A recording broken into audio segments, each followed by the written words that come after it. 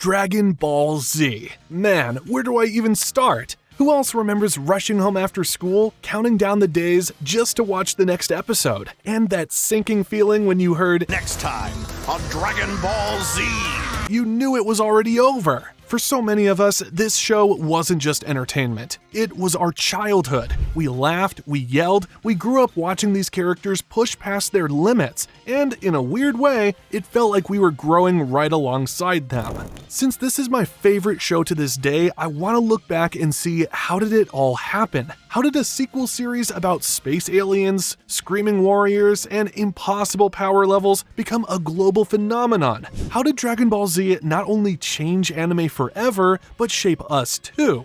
Well, we've got to go back to where Dragon Ball nearly ended, the 23rd Tenkaichi Budokai. This arc wasn't just another tournament, it was cinematic, emotional, and filled with a sense of finality. Toriyama made a bold move here, aging Goku into a full-grown adult. That was rare back then. Most shonen heroes stayed frozen in time, but not Goku. And by doing that, Toriyama gave us one of the most satisfying climaxes in the original series. Goku wasn't just the goofy kid with a tail anymore. He was a warrior who had trained under the strongest human alive, survived battles with demons, and stood toe-to-toe with a literal god of Earth. And in the end, he won. He finally won the tournament. It was a full circle moment. The story wrapped up so many of its core threads, from Goku's rivalry with Piccolo to his journey of growth and independence. For a lot of fans, this felt like the ending. Like Toriyama had said everything he needed to say, but as we all know now, he was just getting started. If you didn't already know, yeah, from Bulma meeting Goku all the way to the defeat of Majin Buu, that entire story, it was all originally just Dragon Ball. But somewhere along the way, Toriyama and his team realized they had something more on their hands. As the story progressed, they decided to take a bold leap.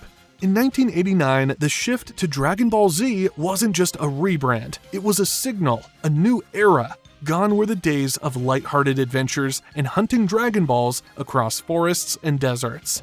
Now it was time for something darker, something bigger, and man, what a call that turned out to be. You could feel the shift instantly. Raditz shows up, and just like that, everything we thought we knew was flipped on its head.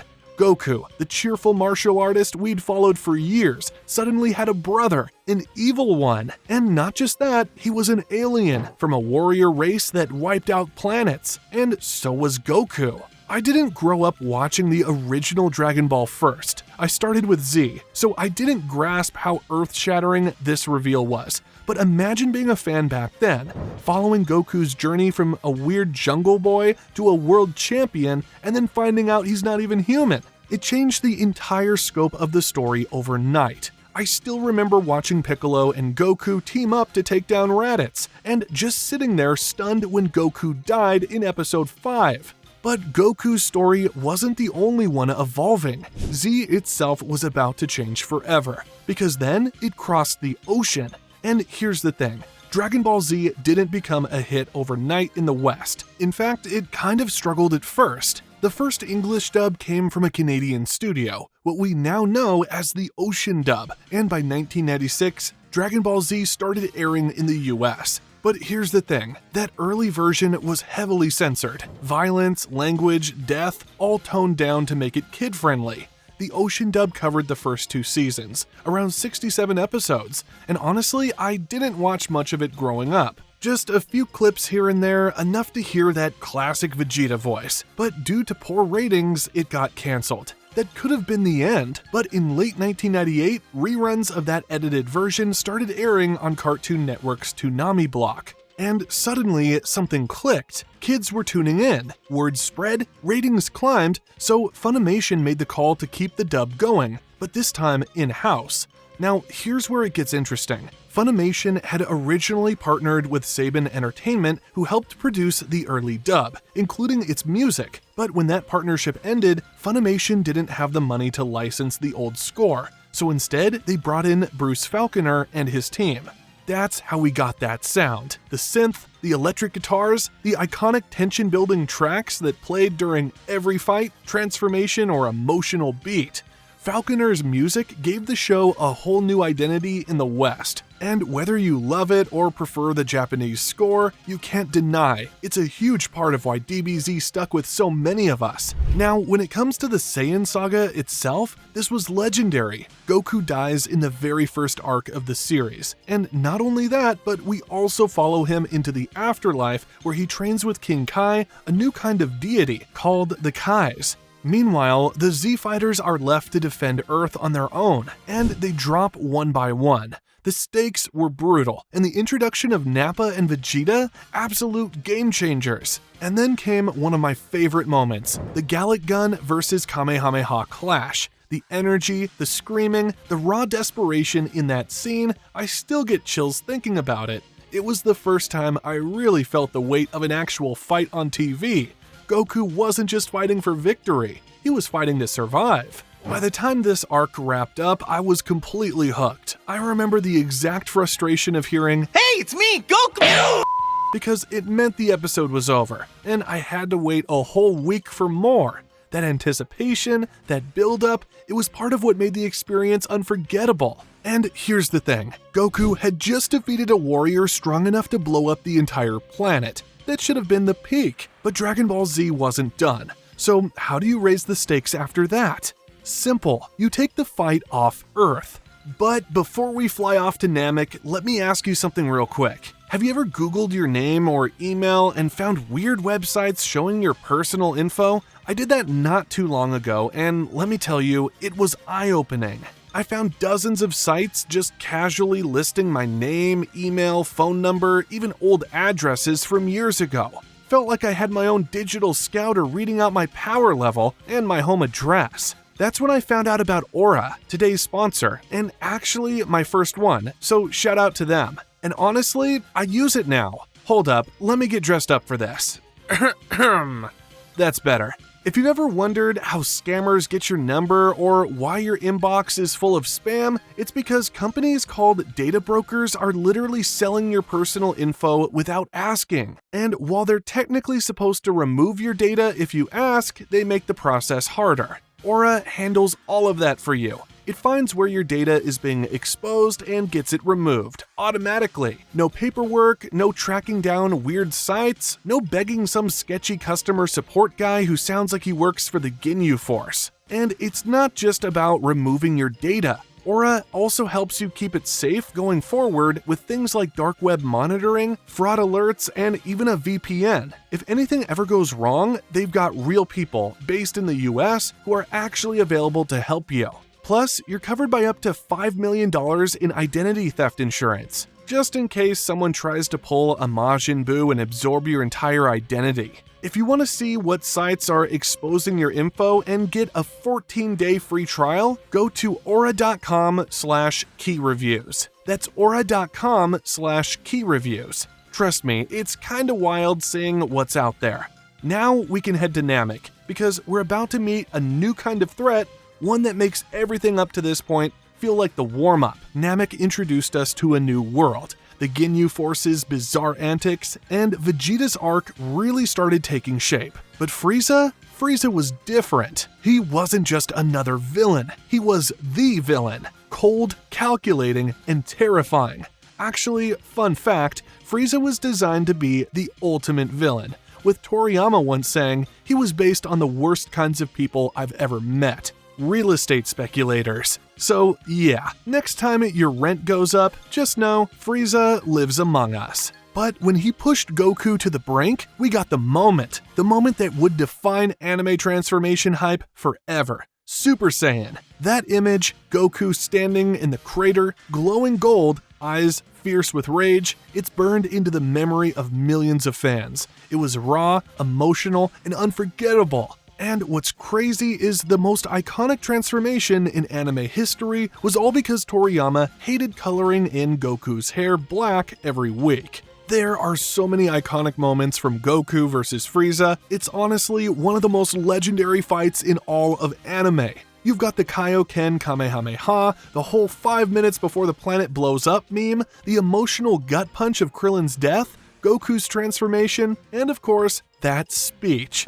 You know the one. I am the hope of the universe. But here's the thing, in the original Japanese version, Goku's declaration after going Super Saiyan was totally different. He wasn't some messianic symbol of peace and justice. He was raw, furious, and unapologetically Saiyan. He embraced his heritage and declared himself the legendary warrior born to defeat Frieza. In contrast, the English dub reworked that into something more inspirational. Suddenly, Goku was the hope of the universe, the light in the darkness, basically anime's version of Superman. And the reason for that change? Simple. Western audiences in the 90s were more accustomed to clean-cut, morally perfect heroes. So, to make Goku more palatable and heroic for kids in the US, they reframed him. And it wasn't just that one speech. There are other examples throughout the dub where Goku comes off way more noble and traditional than his Japanese counterpart, who's often more carefree and battle-obsessed.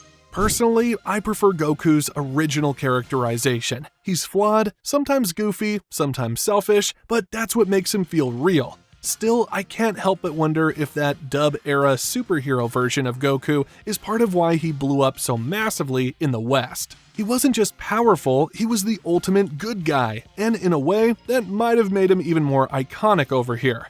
By the end of the Frieza saga, it really felt like Dragon Ball Z had reached its peak. The planet exploded, Goku went Super Saiyan, and the villain who terrorized the galaxy finally fell. The scale, the emotion, the payoff, it all hit so hard. And for a lot of fans, this was the moment DBZ officially became something bigger than just a good anime. It became legendary. But with a villain like Frieza defeated, you're left wondering, how do you top that? We've already been to space. The hero unlocked a mythical transformation. The villain was basically an emperor of the universe. What's left? Well, Toriyama, being Toriyama, he just shifted the tone again. Instead of jumping straight into another big galactic threat, the story returned to Earth and started playing with something different. Mystery. Strange energy signatures, a warning from the future, and a Goku who might not survive what's coming. This was the Android Saga, and it changed everything. What's funny is Cell wasn't even supposed to exist. Toriyama originally planned for androids 19 and 20 to be the main villains of the arc, but then his former editor, Kazuhiko Torishima, called him up and straight up said, "These guys look lame." So Toriyama scrapped them and introduced androids 17 and 18 instead. Sleeker, more rebellious, and way cooler.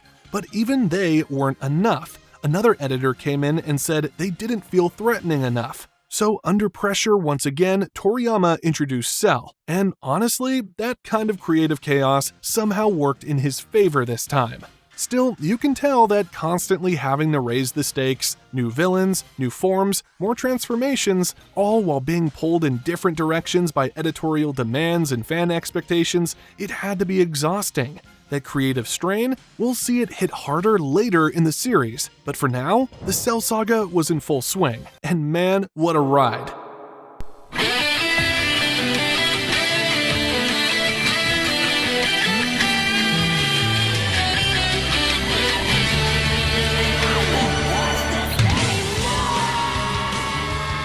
This is my favorite saga in all of Dragon Ball Z, hands down. I've always thought the Frieza saga was the best written, the structure, the pacing, the payoff, but there's just something about the Cell saga that pulled me in like nothing else.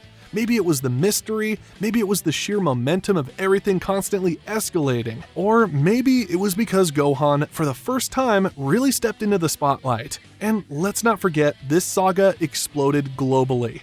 In the US, fans were taping episodes off Toonami like their lives depended on it. You couldn't go anywhere online without seeing Gohan's Super Saiyan 2 moment set to Linkin Park, Papa Roach, or some over-edited AMV with flames flying everywhere. That one scream, it became the scream of the franchise. It wasn't just hype, it was a cultural moment. Beyond just the incredible build-up, I think what made Gohan's transformation hit so hard was something deeper. He was just a kid. Like so many of us watching, he wasn't the strongest all the time, the bravest, or the most confident. He was scared, unsure of himself, constantly being pushed into situations he didn't feel ready for. And yet, when it mattered most, he stepped up. It was easy to root for Gohan because, in so many ways, he was us. The quiet kid with potential no one really saw coming. The one trying to live up to expectations, afraid of failing, but still fighting through it. When he finally snapped, when that power exploded out of him, it wasn't just a cool anime moment. It felt personal. Like we were watching a piece of ourselves break through too. And then came one of the most emotional endings in Dragon Ball history. The Cell Saga wrapped up with this beautiful sense of finality. Goku chose to stay dead, believing the world would be a better place without him, giving Gohan the spotlight, the mantle. It felt like the natural endpoint, like the journey that began with a little boy and a Dragon Ball had finally come full circle. However, we all know the story doesn't end here, and remember earlier when I mentioned how Toriyama's creative exhaustion would come back to bite him? Well, now we're here. The Buu Saga. For me, this is where you can really feel Toriyama's burnout. After constantly trying to one-up himself with bigger villains, crazier transformations, and world-ending stakes, I think he just hit a wall. He was tired, and instead of pushing forward in the same direction, he pivoted. Hard. Back to what he loved most: comedy, chaos, and unpredictability. You can see it all over the Buu Saga. Gohan's high school arc, Gotenks acting like a fusion of Super Saiyan and Saturday morning cartoons, Buu's whole character swinging from nightmare fuel to bubblegum buffoonery. There are even fourth wall breaks. It's wild. But that shift came with a cost. This arc struggles with tone whiplash. One minute it's heartfelt, the next it's Looney Tunes. The pacing is all over the place. Key characters like Gohan, who were once set up to carry the series, get sidelined or reimagined. Even Buu, the main villain, changed his personality so many times, it's hard to pin down what he is. And yet, despite all that, despite the inconsistencies, the tonal swings, the storytelling chaos, there's one word I'd still use to describe this saga: iconic.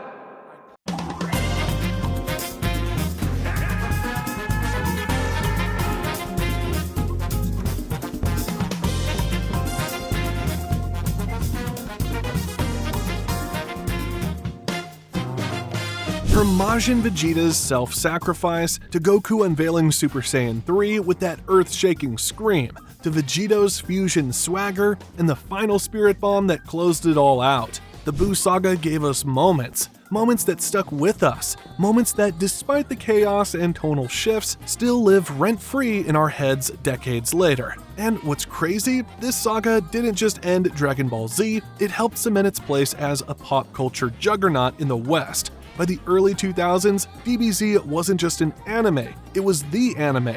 Toonami's viewership peaked during the Buu Saga. And right here, I've got to talk about the movies, at least the ones worth mentioning, because whether you realized it or not, they played a huge role in boosting Dragon Ball Z's popularity, not just in Japan, but all over the world. In Japan, these films were treated like major events, big theatrical releases timed perfectly with school holidays so kids could go see them during breaks. And it wasn't just about telling new stories, they were carefully timed alongside major toy pushes. Bandai and Toei knew exactly what they were doing. These movies kept DBZ in the spotlight between arcs, and even when the show wasn't airing, the brand stayed alive on shelves, in arcades, and in theaters. Some of these movie original characters, they didn't just disappear, they became icons.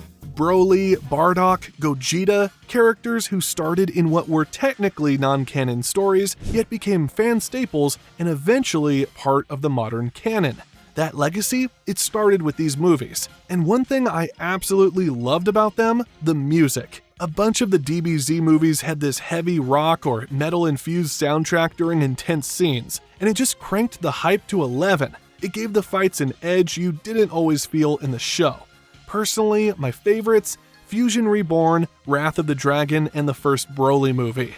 Yeah, not all of them hit. Some were forgettable or just weirdly paced. And honestly, I'm planning on rewriting a few of them. I've already reimagined Broly's Second Coming in another video if you want to check that out. But for me, these movies were just fun. They were the kind of thing you'd throw on as a kid, grab a snack, and just get lost in the chaos of it all. And that feeling, that energy, is part of what made Dragon Ball Z so special. And just like that, Dragon Ball Z ends. After everything, the battles, the transformations, the losses, the wins, Dragon Ball Z ends not with a bang, but with a quiet goodbye. Goku flies off to train the next generation, and for a while, that felt like the perfect ending. A quiet resolution to a chaotic, unforgettable journey. And while Goku flew off into the horizon, Dragon Ball didn't stay quiet for long. A new series followed, a new tone, a legacy that sparked debate and reinvention, but that's a story for another time. But for now, if you enjoyed the video, leave a like and subscribe. Join as a channel member if you want to support me further, and check out some of my other videos. See you there!